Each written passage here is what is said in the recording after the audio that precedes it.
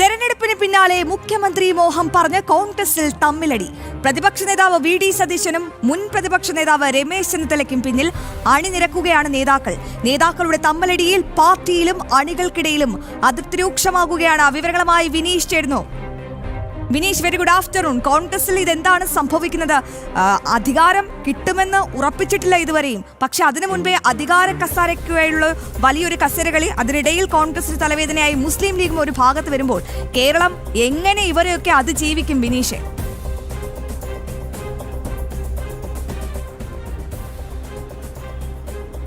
തീർച്ചയായിട്ടും ഇപ്പോൾ അശ്വതി സൂചിപ്പിച്ചതുപോലെ തന്നെ കേരള രാഷ്ട്രീയത്തിൽ ഇതുവരെ ആര് ഭരിക്കും എന്നൊരു തീരുമാനത്തിലേക്ക് പെട്ടി തുറക്കുന്നത് 4-ാം തീയതിയാണ്. ആ 4-ാം തീയതിക്ക് മുൻപ് തന്നെ കോൺഗ്രസിനുള്ളിൽ വലിയ കലഹം ആരംഭിച്ചിരിക്കുകയാണ്. പ്രത്യേകിച്ച് രമേശ് ചെന്നിത്തല, മുൻ പ്രതിപക്ഷ നേതാവും ഇപ്പോഴത്തെ പ്രതിപക്ഷ നേതാവുമായ വി.ഡി. സതീശൻ, മുൻ പ്രതിപക്ഷ നേതാവ് രമേശ് ചെന്നിത്തല അടക്കമുള്ളവരാണ് പരസ്യമായി കൂട്ടയടിയുമായി രംഗത്തെത്തിയിരിക്കുന്നത്. ഒരു വിഭാഗം നേതാക്കൾ ഇപ്പോൾ വി.ഡി. സതീശന് പിന്നിലും ഒപ്പം തന്നെ രമേശ് ചെന്നിത്തലയുടെ പിന്നിലും ഒരു വിഭാഗം നേതാക്കൾ ഒരുമിച്ച് കഴിഞ്ഞിരിക്കുന്ന സാഹചര്യമാണ് ഇപ്പോൾ നമുക്ക് കോൺഗ്രസ് രാഷ്ട്രീയത്തിൽ കാണാൻ സാധിക്കുന്നത്. അതേസമയം തന്നെ ലീഗ് നിലപാടിൽ അങ്ങനെ ഒരുപക്ഷെ ലീഗ് ഉപമുഖ്യമന്ത്രി സ്ഥാനം എന്ന നിലപാടിലേക്കൊക്കെ ലീഗിനുള്ളിൽ ചർച്ച നടക്കുകയാണ്. ലീഗ് കാത്തിരിക്കുകയാണ്.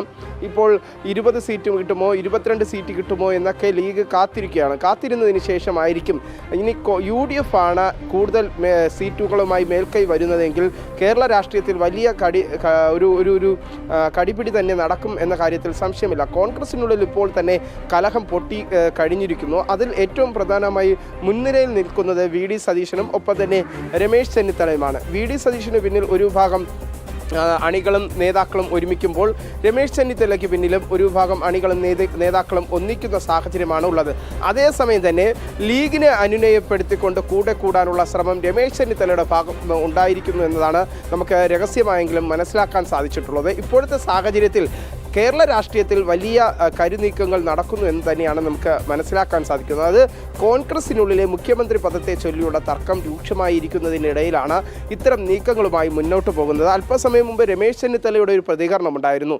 രമേശ് ചെന്നിത്തല പറഞ്ഞത് ഹൈക്കമാൻഡ് ആയിരിക്കും അന്തിമമായ ഒരു തീരുമാനം ഇക്കാര്യത്തിൽ കൈക്കൊള്ളേണ്ടത് എന്ന് പറയുമ്പോഴും നിലവിൽ താൻ അല്ലെങ്കിൽ അത്തരമൊരു ആവശ്യം ഉന്നയിച്ചിട്ടുണ്ടോ എന്ന ചോദ്യത്തിന് രമേശ് ചെന്നിത്തല കൃത്യമായ മറുപടി പറയുന്നില്ല. സമാനമായ സാഹചര്യം തന്നെയാണ് വി.ഡി. സതീശൻ്റെ ഭാഗത്ത് ഉണ്ടായിരിക്കുന്ന പ്രതികരണം. പക്ഷേ വി.ഡി. സതീശൻ ഇന്ന് പ്രതികരണവുമായി രംഗത്തെത്തിയിട്ടില്ല. പക്ഷേ കോൺഗ്രസിനുള്ളിൽ കലഹം ആരംഭിച്ചിട്ടുണ്ട്. ഒരു ഇടവേളയ്ക്ക് ശേഷം AI ഗ്രൂപ്പുകളും സജീവ ചർച്ചകളും ഒക്കെ ആയി മുന്നോട്ട് വരുന്ന ഒരു സാഹചര്യമാണ് ഇപ്പോൾ നമുക്ക് കാണാൻ സാധിക്കുന്നത്. കോൺഗ്രസിനുള്ളിൽ വരും ദിവസങ്ങളിൽ വലിയ പൊട്ടിത്തെറിയും പടലപ്പിണക്കവും ഒക്കെ കാണേണ്ട ഒരു സാഹചര്യം നിലനിൽക്കുന്നു എന്ന് തന്നെയാണ് രാഷ്ട്രീയമായി നമുക്ക് ഇക്കാര്യങ്ങൾ വിശദീകരിക്കുമ്പോൾ അല്ലെങ്കിൽ പരിശോധിക്കുമ്പോൾ നമുക്ക് മനസ്സിലാക്കാൻ സാധിക്കുന്നത്. സമാനമായി മറ്റൊരു സാഹചര്യം രൂപപ്പെടുന്നത് UDFനുള്ളിൽ ലീഗ് എന്ത് നിലപാടായിരിക്കും ഇക്കാര്യങ്ങളിൽ സ്വീകരിക്കുക എന്നതാണ്.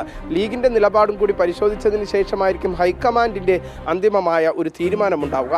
അത് പക്ഷേ നിലവിലെ സാഹചര്യത്തിൽ ഇതൊക്കെ നമ്മൾ പറയുമ്പോഴും നിലവിലെ സാഹചര്യത്തിൽ പെട്ടി പൊട്ടിക്കുമ്പോൾ 4-ാം തീയതി പെട്ടി പൊട്ടിക്കുമ്പോൾ മാത്രമേ ആരാകും കേരളത്തിൻ്റെ മുഖ്യമന്ത്രി, ഏത് പാർട്ടിക്കാകും മേൽക്കൈ എന്നൊക്കെ നമുക്ക് നോക്കിയിരുന്ന് കാണേണ്ടിയിരിക്കുന്നു. പക്ഷേ അതിനു മുമ്പായി തന്നെ കോൺഗ്രസിനുള്ളിൽ കലഹം രൂപപ്പെട്ടിരിക്കുന്നു എന്നതാണ് നമുക്ക് കാണാൻ സാധിക്കുന്നത്, മനസ്സിലാക്കാൻ സാധിക്കുന്നത്.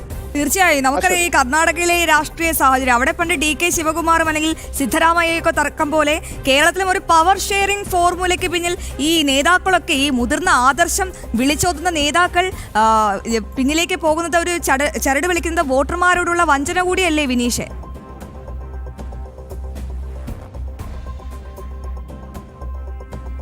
തീർച്ചയായിട്ടും അത് തന്നെയാണ് നമുക്ക് കാണാൻ സാധിക്കുന്നത്. കാരണം മറ്റൊന്നും കൊണ്ടല്ല, നിലവിൽ റിസൾട്ട് പുറത്തു വന്നിട്ടില്ല. റിസൾട്ട് പുറത്തു വരും മുമ്പ് തന്നെ തങ്ങൾക്ക് മേൽക്കൈയുണ്ട്. അതിൻ്റെ അടിസ്ഥാനത്തിൽ സർക്കാർ രൂപീകരിക്കാനായി മുഖ്യമന്ത്രിയെ വരെ തീരുമാനിക്കുന്ന തലത്തിലേക്കൊക്കെ കോൺഗ്രസ് നീങ്ങുമ്പോൾ നമുക്ക് മനസ്സിലാക്കാൻ സാധിക്കുന്നത് അതിലെ ഗ്രൂപ്പ്, ഈ കോൺഗ്രസിനുള്ളിലെ ഗ്രൂപ്പ് പോര് തന്നെയാണ്. തങ്ങൾക്ക് ഏറ്റവും ഒരുപക്ഷെ ഈ ചക്ക വീണ് മുയൽ ചത്തതുപോലെ നമുക്ക് മനസ്സിലാക്കാൻ സാധിക്കുന്നത് ഒരുപക്ഷെ കോൺഗ്രസിന് മേൽക്കൈ വന്നാൽ ഇത് ഒരു വലിയ അടിയിലേക്കായിരിക്കും കാര്യങ്ങൾ നീങ്ങുക. അതുകൊണ്ട് തന്നെയാണ് നിലവിലെ സാഹചര്യത്തിൽ കോൺഗ്രസിൻ്റെ നേതാക്കൾ അവരുടെ പദം ഉറപ്പിക്കാനായും മന്ത്രിപദം ഉറപ്പിക്കാനായും മുഖ്യമന്ത്രി പദം ഉറപ്പിക്കാനായും ഒരു വിഭാഗത്തിൻ്റെ, പ്രത്യേകിച്ച് വി.ഡി. സതീശൻ്റെ പിന്നിൽ ഒരു വിഭാഗം ചേരുന്നു, ഒപ്പം രമേശ് ചെന്നിത്തലയുടെ പിന്നിൽ മറ്റൊരു വിഭാഗം ചേരുന്ന ഒരു കാഴ്ച നമുക്ക് കാണാൻ സാധിക്കുന്നു.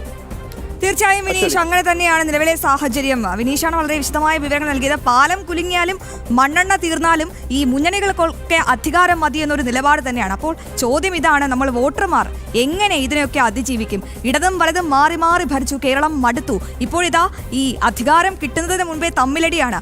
മന്ത്രിസഭ എങ്ങാനും ജയിച്ചാൽ മന്ത്രിസഭ രൂപീകരിക്കാൻ 1 വർഷത്തിന് മേലെ കാത്തിരിക്കുമോ എന്നതാണ് ചോദ്യം. എന്നാലും വിനീഷാണ് വിവരങ്ങൾ നൽകിയത്.